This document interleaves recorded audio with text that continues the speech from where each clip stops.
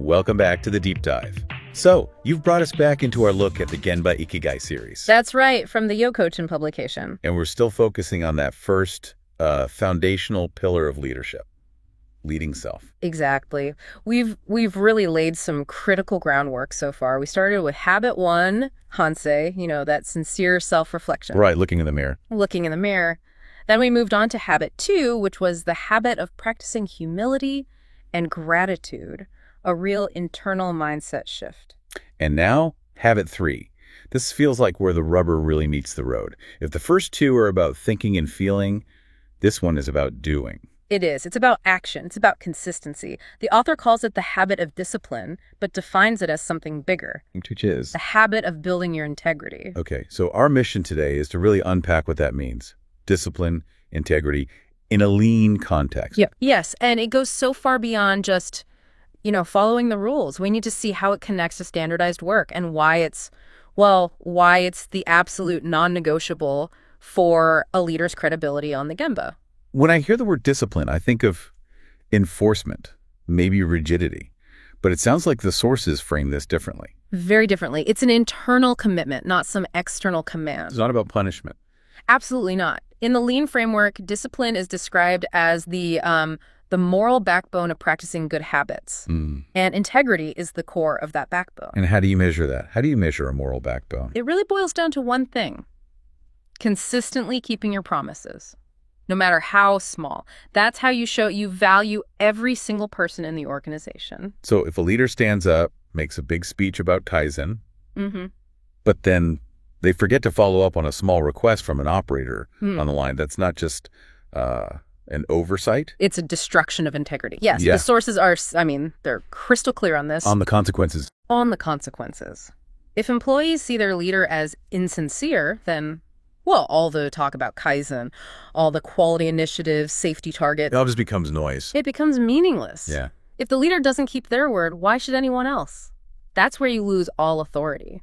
I really appreciate that distinction. It reframes this from a soft skill to a massive organizational failure. It's systemic. If we lose trust, we lose continuous improvement.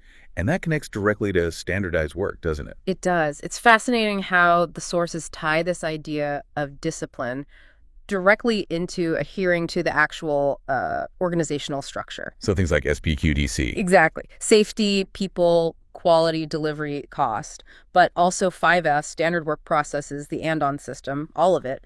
Leaders have to ensure everyone adheres to those standards, and it has to start with them. A lot of managers, I think, see standard work as just a technical document, maybe a necessary evil. But you're suggesting adherence is a moral act. It is. Because standard work is a collective promise. It's the agreement on the best way to keep your team safe and deliver quality. So if a leader bypasses a procedure because they're in a hurry, they're breaking that promise. They're saying their convenience is more important in the system than the collective good. It's an act of ego. And that leader's indiscipline, their lack of discipline, it creates the very waste we're trying to eliminate. Precisely. The source uses the term MURA, or unevenness.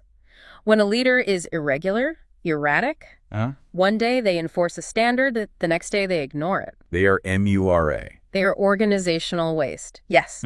You can't have a stable process if the person leading it is behaviorally unstable. Integrity here is just another word for consistency. So if consistency is the goal, leadership has to be modeling this constantly. Yeah. Can you give me an example from the source material, something that shows how this happens in the smallest of actions? This is a classic, and the sources use such a powerful everyday example to make the point. It's the story of the boss and the washer on the floor. If a manager, a boss, anyone in leadership walks past a small item on the floor, a screw, a washer, a piece of paper, and doesn't pick it up, then they can't expect anyone else to. Why would they? They've just shown that the 5S standard doesn't really matter. But I can hear the pushback now. How does picking up a screw justify the time of someone on a six-figure salary? It feels like tactical noise, not strategy. But is it? Because that action, or the lack of it, sends an instant message about core values. The leader who stops and picks it up models, a few things at once. Okay, like what? First, humility. You're not above the work. Second, safety. You're removing a hazard. And third, you're showing that the standard is the standard for everyone. So credibility isn't built from a job title? It's built by consistently keeping those tiny, observable promises. You show your discipline by following the very standards you expect others to follow. It's that moment-to-moment sincerity that builds into real authority over time. This takes us right to the case studies, which show two very different outcomes. Let's start with the positive one. Yeah. The CEO who built incredible credibility through one simple follow-up. Right. This story is just fantastic because it illustrates this idea of quality touch points, QTPs. Quality touch points. I like that. It's a great phrase. So this CEO is doing an unannounced Genbo walk, very common practice. And he has this really brief conversation with a worker named Jeff. Jeff asks a simple question. And you'd think, that's it. The CEO's busy. He'll forget about it. You absolutely would. But weeks later, the CEO comes back to the Genda. He actually seeks Jeff out, finds him, and says, "Hi, Jeff, remember our conversation? Well, I have the answer for you." Wow. I can just imagine Jeff's reaction. The head of the entire company not only remembered, but made it a priority to come back and close the loop. Exactly. That simple act of follow-through, keeping that small, unwritten promise, was a massive demonstration of credibility. The CEO showed that he didn't just value Jeff's output, he valued Jeff.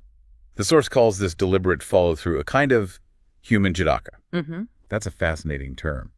We think of jidoka as, automation with a human touch, stopping the line when there's a problem. How does that work for behavior? That's a great question. Jidoka is all about stopping when an abnormality is detected, right? To prevent a defect from moving forward. Sure. So human Jidoka applies that to our behavior. Every interaction, every quality touch point is a chance for a behavioral defect. A broken promise. A broken promise is a defect of integrity. So the CEO's commitment to following up was like a quality safeguard. It stopped the defect of insincerity before it could happen and maintained the quality of that relationship. That's a powerful model.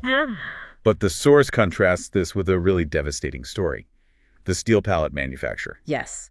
If the screw on the floor shows how integrity is built slowly, this story shows how fast it can be completely destroyed. And it had real business consequences. Catastrophic ones.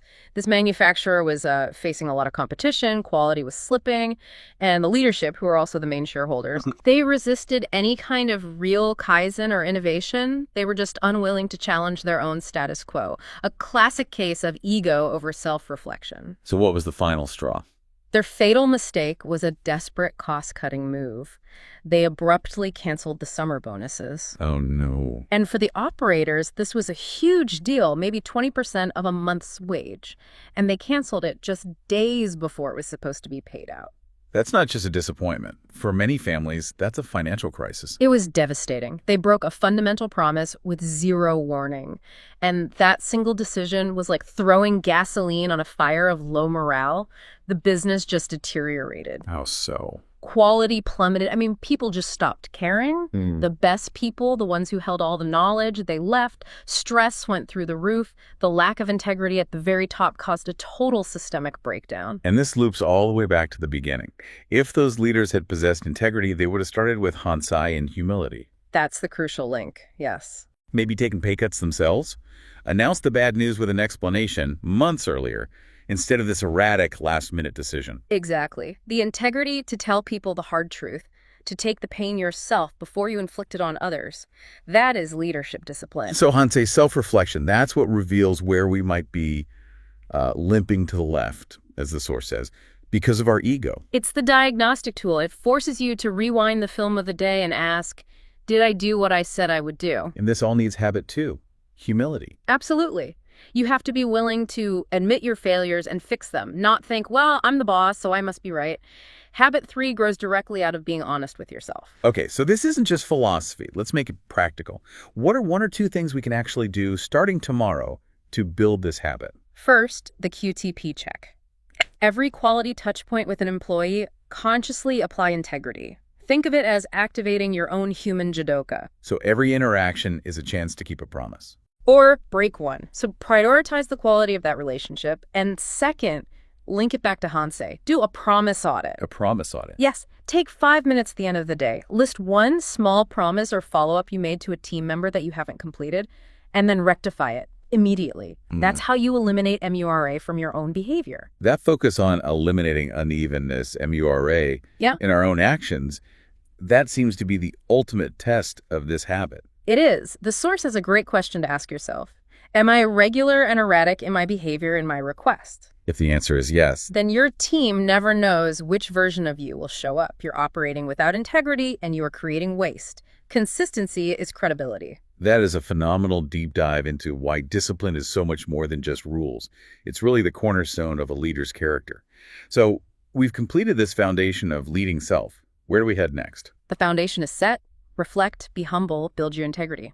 Next, we move into leading others. Habit 4 is the habit of practicing respect and developing mutual trust. So taking that internal work and building trust externally. That's it. Great. And for anyone looking for more on this journey, be sure to subscribe to the Kaizen Made Easy YouTube channel, and you can follow the conversation on LinkedIn. All of these insights and so much more are in the book Gemba Ikigai, Leading to Serve Edition 2 by Mark Forkin. And I'll leave you with one final thought to reflect on, especially thinking about that steel pallet manufacturer.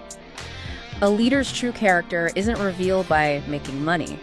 It's revealed by how you make it and how you distribute it. A powerful test of integrity.